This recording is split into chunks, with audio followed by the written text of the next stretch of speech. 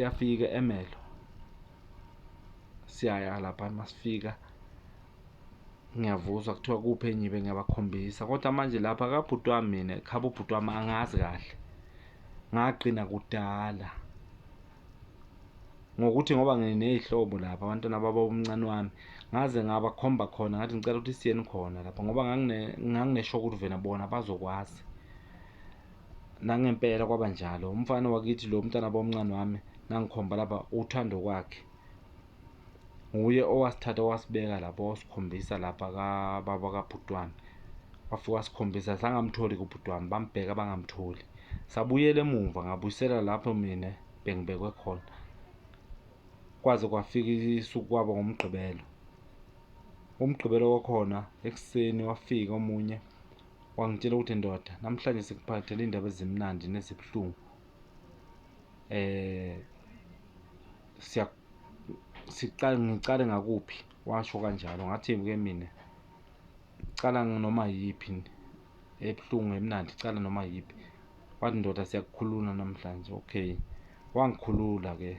Nakufike iy'khathi ngabo-9 bangiletha, bafike bangibeka e-stadium lapha eHansarsfield, ngawokha ngenyawo ngeza la endlini, ngilimele nginjalo. Ngangilimele lana, ngiqeqebukile, ngishiswe ngamanzi.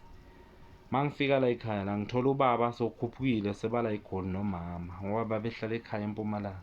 Sebazo phela nabo bazenga ukuthi bazwile ukuthi ngikidnejiwe, bamangele ukuthi kwenze njani, abazi nokuthi bangifunephi, abantu engingabazi. Ngifike ngibathole-ke la, bakhale-ke, nami inkosi yami ngikhale kanye nabo, ngilimele. Kodwa babonga ukuthi ngoba ubuyile mntanami, kulungile, isilonda sizophola. Ngakusasa ngivuke kuyisonto siye ka-doctor, udoktar Lokungumashabela. Lo ngafika khona wangisiza, wanginikeza imithi inyana-ke. Ngangachazi lutho nami, ngathi nje ngishiswe ngamanzi, azange ngikhulume lutho. Ukuhamba kwey'nsuku-ke kwachubeka uhamba inyanga, kwaku-October. Ngicabanga kathi ngangishonele ubhuti wami ekhaya. Ubhuti wami omunye owengizalwa naye kubaba ashone ngengozi yemoto. Uye-ke lo engathi nangisekhaya ngisemngcwabeni, sekuphelile nje umngcwabo. Bafona nge-private number, ngayibamba ifoni. Bona babefikela, bafike bathola umama lo wey'ngane nogogo ozala umama. Bakhuluma nami nje bangale kwegate, laba bangapha. Bathi bona bangamaphoyisa, bazwile ukuthi bathola umuntu loyena wachaza ukuthi kwakidneyijwe umfana eKatlehong kanjalo kanjalo. Bangifonela-ke, mina ngayibamba ifoni, ngasho ngathi hhayi. Bathi ndoda, uke wakidneyijwa kanje kanje? Ngathi yebo. Bathi okay, la singamaphoyisa thina sifuna isitatimende kuwe kanje kanje kanje. Usempumalanga kuphi? Ngabachazela, ngise-Emelo mina. Bathi sizofika lapho, zama ukuthi ugibele, imali leyo ugibele ngayo sizokubhadala, uye epolice station e-Emelo. Nangempela ngenza njalo, sahlangana e-Emelo, ngafika ngabhala isitatimende e-Emelo, ngabachazela yonke into eyenzeka. Nabafika le bona, bafika kimi vele ezabantu engathi bazi yonke into, ukuthi ingakho ngaze nabo, ngoba ngangingabathembi, ngisola ngathi yibo labantu laba abangithathile ngale ndlela abazi ngayo into. Bathi kimi babamba omunye wakhona, bangibonisa ey'thombeni, bathi ngiyamazi yini? Ngathi mina cha, angimazi. Bathi bambambile loyo muntu loyo, nguye ochazile ukuthi kunomfana owakidneyijwe eKatlehong kanjalo kanjalo. Okay, kulungile. Kanjalo-ke basachaza lokho, nami ngakhuluma-ke into eyenzeka kimi, ukuthi mina ngathathwa kanjani kanje kanje. Ngabhala isitatimende. Bangitshela-ke bona, bathi ndoda, labantu laba ungakhona yini ukubabona epolice station? Ungakhona yini ukubabona, sorry, ungakhona ukubabona ecourt nangathiwe khona? Ngathi mina angibazi labantu, azange ngibabone ngoba ngangivaliwe, angazi lutho ukuthi ubani wangithatha, ubani wangiletha, angazi lutho. Bathi bona mamela la, ngithi kubo, kodwa ngakhipha lelo ukuthi, ngathi mangifika le bangivula kancane, umlungu lona wathi look at me, ngambona ukuthi ungumlungu, kodwa angimazi, ngeke ngimkhombe ngisho ecourt ngoba kwakwazange kuphele ngisho i-second.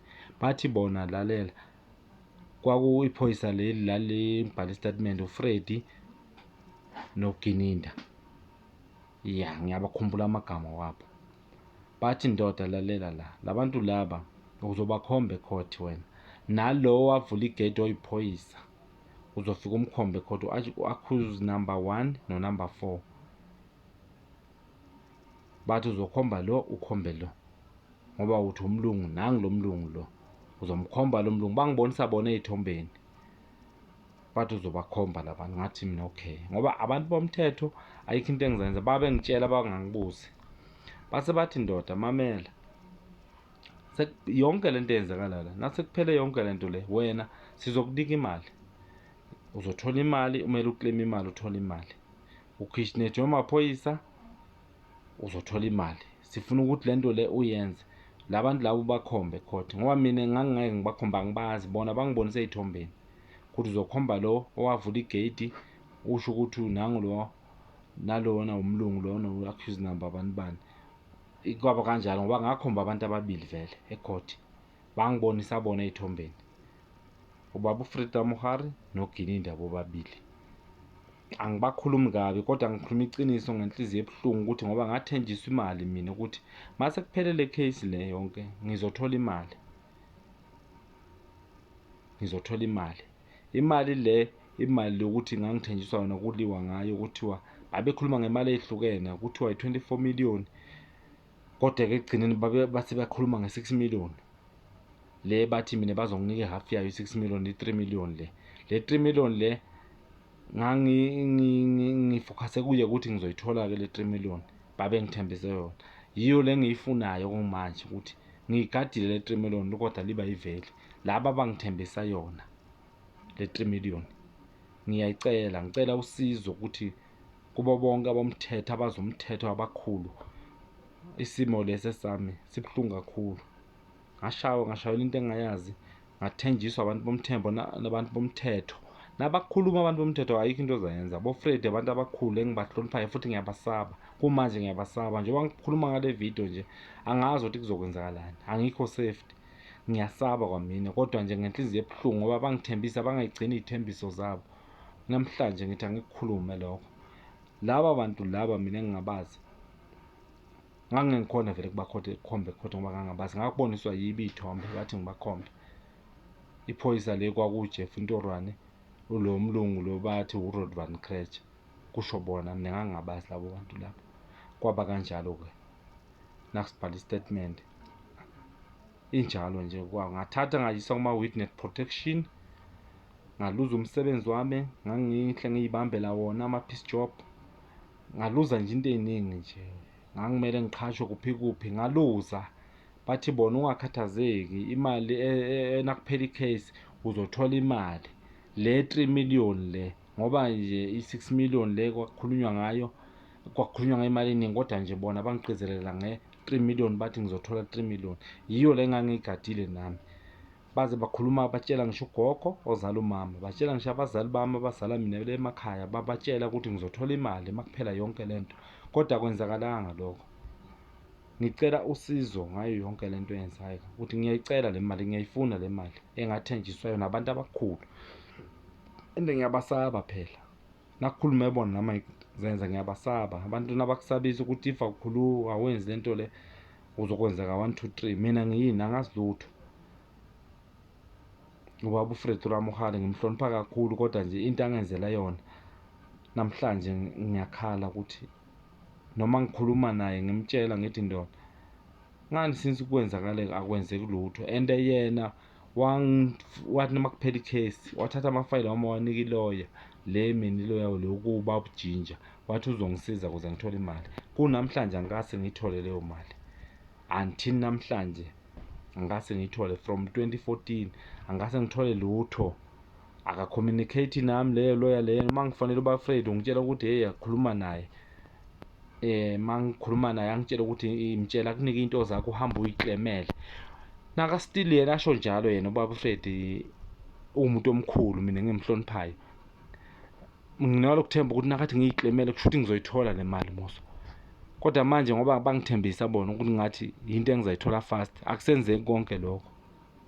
Ingakho ngikhuluma ngale video ngenhliziyo ebuhlungu ukuthi mina,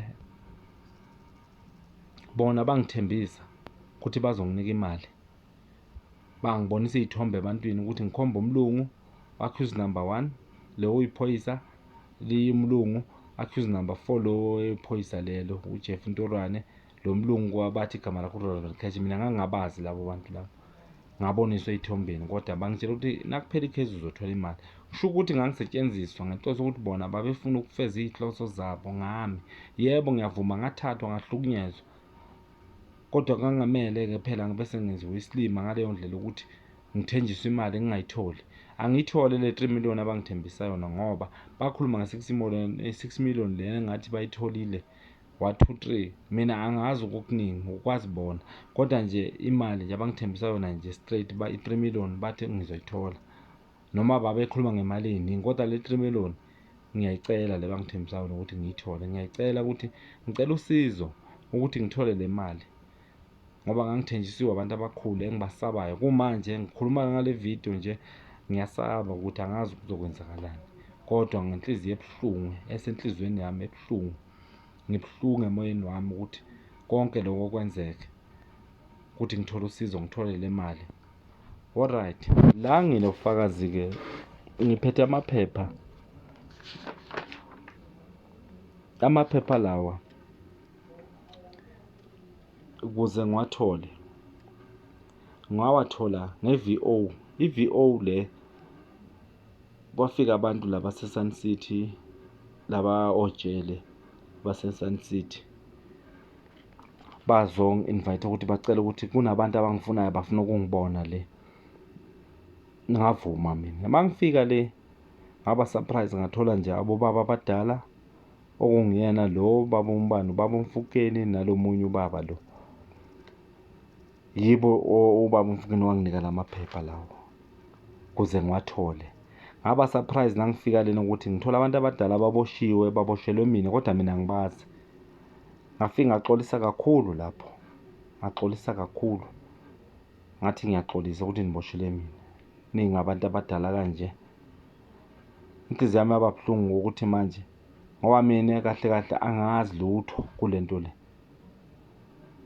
ngaxolisa kubo. Yibona nje ubaba uMfukeni wanginika lamaphepha ukuze ngimbone. Ngambona lapho ku-VO wanginika lamaphepha, ngathi lamaphepha lawa-ke abantu laba le 300,000 le abayithola aboPeter le babefakaza nabo lapha, kodwa-ke mina ngangayitholi le mali ngoba ngangifakaza, kodwa mina into eyenzeka kimi